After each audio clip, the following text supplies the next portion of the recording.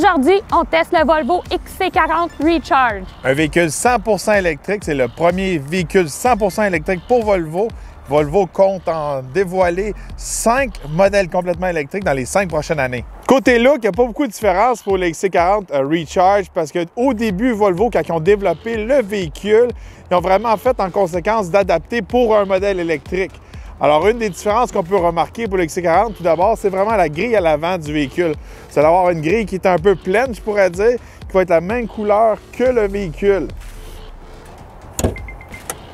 Sur le capot, on ne retrouve pas grand-chose. En fait, on a une petite valise qui vient remplacer le moteur. Alors, on peut mettre des petits trucs à l'avant, un lave-glace, ces choses-là. Pas beaucoup d'espace dans le front qu'on appelle. Mais regardez, c'est un petit espace cargo de plus pour le Recharge.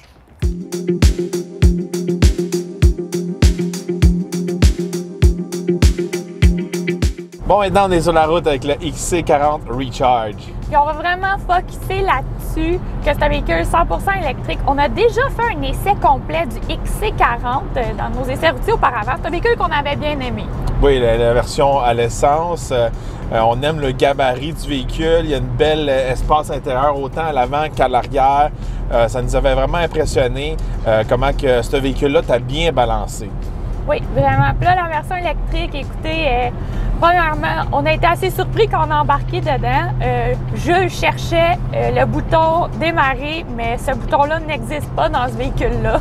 Donc, il faut s'asseoir avec la manette, peser sur le frein et mettre sur avancer ou reculons pour que le véhicule se mette en marche. Donc, je le cherchais pas mal tantôt. Ouais, moi, ça me fatigue un peu. Là. Il n'y a vraiment pas une façon de vraiment l'allumer ou l'éteindre. On n'est jamais sûr s'il est allumé ou il est éteint.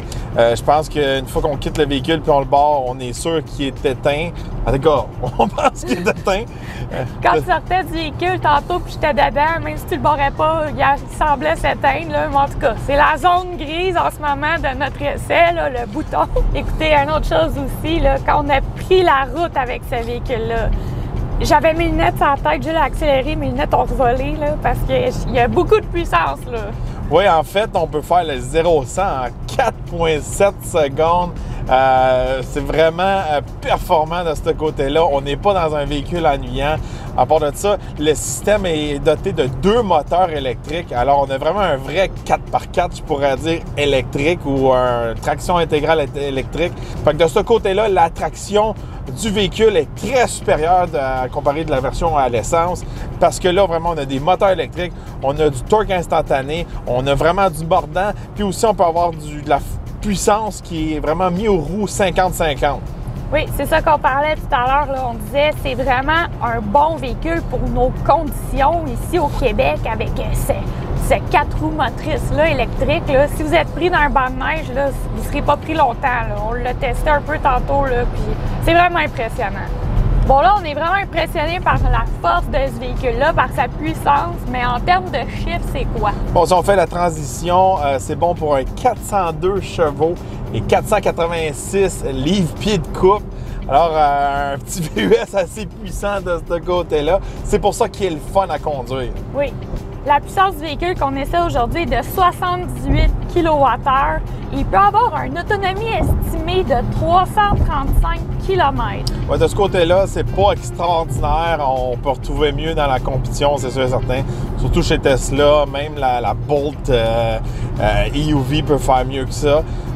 Mais regardez, c'est un début chez Volvo. Je ne sais pas s'ils vont sortir des versions qui vont avoir peut-être une plus longue autonomie, je pourrais dire.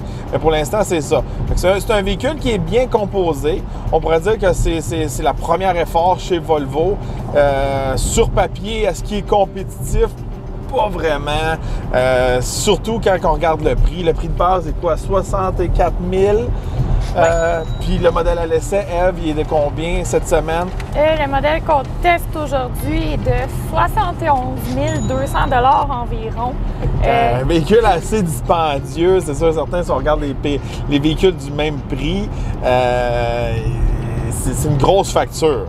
Mais par contre, comment moi je vois ça, puis je pense que tu vas être d'accord avec moi, c'est ça qu'on discutait un peu tout à l'heure, c'est un peu un véhicule plus de performance. Tu sais, il y en a qui vont dire, oui, il est cher, il y a d'autres véhicules électriques moins chers, mais écoutez, il est tellement le fun à conduire, puis il y a un peu plus de puissance dans ce véhicule-là. Fait que moi, je vois ça comme, on paye un peu plus cher, mais on a plus de power.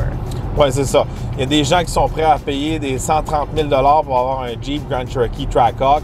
Moi, je vois ça un petit peu de la même façon. Les gens, ils sont prêts à payer peut-être un 20 000 $ de plus pour avoir un véhicule électrique. On n'a pas besoin de mettre d'essence dedans.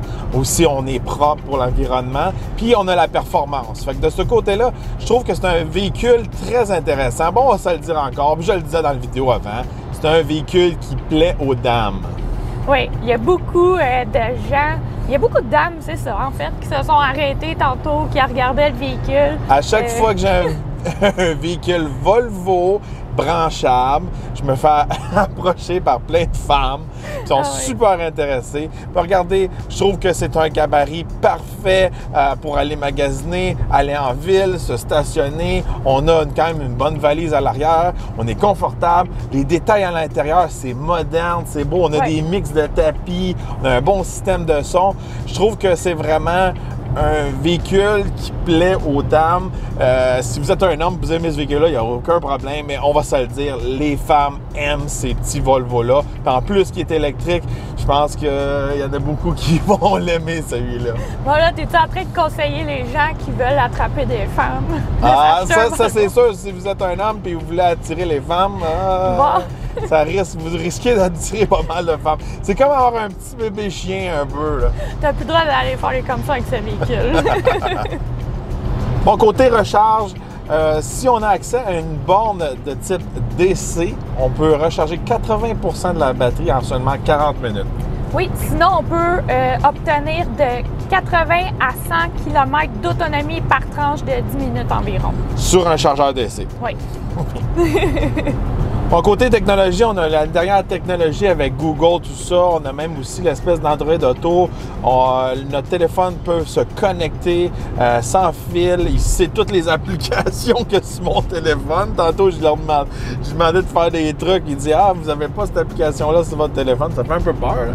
Mais ça va très bien. L'écran est très vite. Les fonctions avec Google, je ne le dirais pas, ils vont extrêmement bien. Puis encore là, à cause que c'est un pré-production, c'est pas tous les trucs qui sont débloqués, je pourrais dire, là, toutes les fonctions de ce côté-là. Comme le Sirius, ces choses-là, n'est pas encore disponible, mais ça va venir dans le futur. Fait que toi, t'as aimé ça, là, OK Google. Hein? Ben, c'est plus toi qui aimes ça, depuis tantôt, tu joues avec. Conte-nous une blague, OK Google. En voilà une bonne. La vendeuse dit « On a des shampoings pour les cheveux gras, pour les cheveux secs, pour les cheveux normaux. » Le client lui dit « En avez-vous pour des cheveux sales? » Bon, regardez, on peut faire plein de choses. Tantôt, j'ai dit carrément, trouve-nous un McDonald's. Il l'a fait tout de suite. Il n'y a pas une fois qu'on a fait une commande vocale, puis il a dit « Ah, j'ai pas compris », puis il a répété, puis ou il a sorti quelque chose d'autre, pareil comme si je parlais une autre langue. Puis aussi, toutes ces fonctions-là, on l'a fait en français, puis ça a été très bien. Pour conclure, écoutez, moi j'ai vraiment aimé mon essai avec le XC40 Recharge aujourd'hui. Je trouve qu'il est vraiment excitant à conduire. Comme je le disais, il y a une bonne grosseur, il y a un beau look à l'intérieur. Tout est épuré, les bancs et tout, comment c'est fait, ça laisse de l'espace en arrière, même si le véhicule n'est pas très gros. Moi, je trouve qu'il y a définitivement au Québec un marché pour ce type de véhicule-là. Puis oui, même avec le prix, pour la performance que le véhicule va venir offrir de plus et tout, je trouve que c'est vraiment un véhicule très intéressant. On peut s'attendre aussi à d'autres modèles dans la gamme Volvo. Il va y en avoir 5 d'ici les 5 prochaines années. Volvo aussi travaille étroitement avec Polestar. Volvo appartient à Polestar. C'est seulement des véhicules faits à la main électriques d'un autre budget, mais je peux dire qu'ils développent beaucoup de technologie de ce côté-là. Une fois qu'ils vont développer de la technologie un petit peu moins abordable, ils vont être capables de l'appliquer dans leurs véhicules plus abordables. N'oubliez pas de vous abonner, n'oubliez pas de liker et partager notre vidéo. On a aussi nos autres pages, on va mettre les liens dans la description, donc page Facebook et Instagram. N'oubliez pas de vous abonner non plus et on se retrouve dans un prochain Essai routier.